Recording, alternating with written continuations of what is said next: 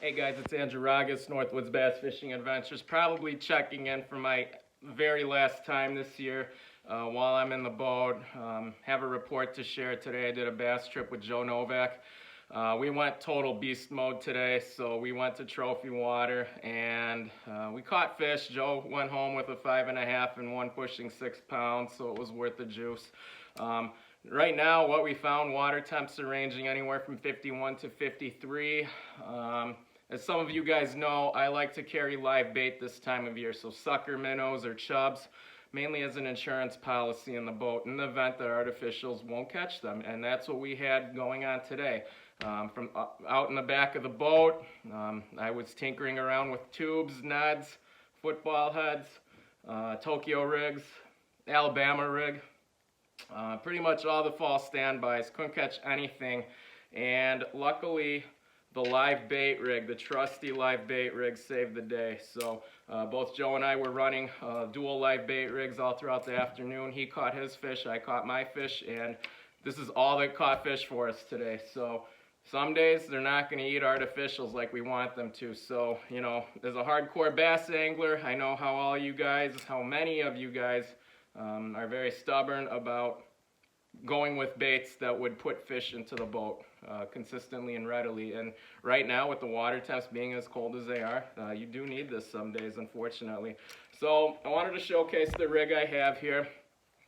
This is the St. Croix Triumph, the 7'6" medium action rod, and what I have spooled up on it is a bait runner reel by KastKing. It's a size 3000, and on it I run 10-pound mono, low stretch mono.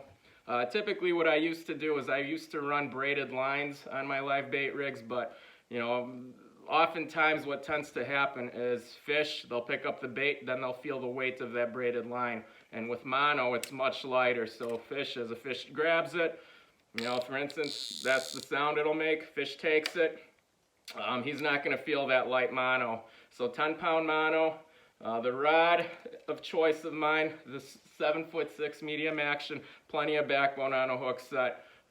This rod is a beast, so any fish, you know, we were using these rods primarily for casting purposes all throughout the year, so it's got a lot of backbone, it's got that whippier tip, softer tip, so that's going to be your shock absorption then for hook sets down deep. What I have on here then is my live bait rig. I'm going to show it to you if I can untangle this here. So what I run is your standard Lindy rig, but what I have done instead, I got my peg right here, rubber core, and then I've been running the Lindy no snag sinker all fall, and this is my original sinker, and I have not lost it to snags at all. And right there on the business end, you've got the bead, the stopper bead, and then a bearing swivel that'll prevent line twist. And I do recommend something that can twist and has a bearing to prevent line twist. And then last but not least, I do not live bait fish without a Lancet offset circle hook. This right here is a size 2 from Trocar. I do not live bait fish otherwise without these hooks. And the only reason being, fish takes it, you're going to hook him right in the corner of the lip every time. So with these Lancet offsets, no reason to feed the fish line. Hook sets, all you got to do is lift your rod up in the air and that fish is going to stay pinned. And obviously with my setup here, running mono with that whippy, faster action rod tip, I can set the hook into a lot of fish, and it's very gingerly hook set too. No need for power or for force, and no reason to feed line to a smallmouth bass. These aren't walleyes. If you do that, you're going to gut hook that fish and you're an idiot, and you shouldn't be doing this.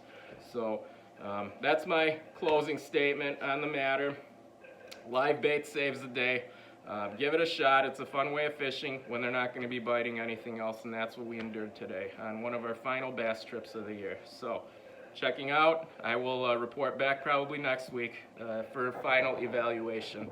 Thanks. Take care, guys.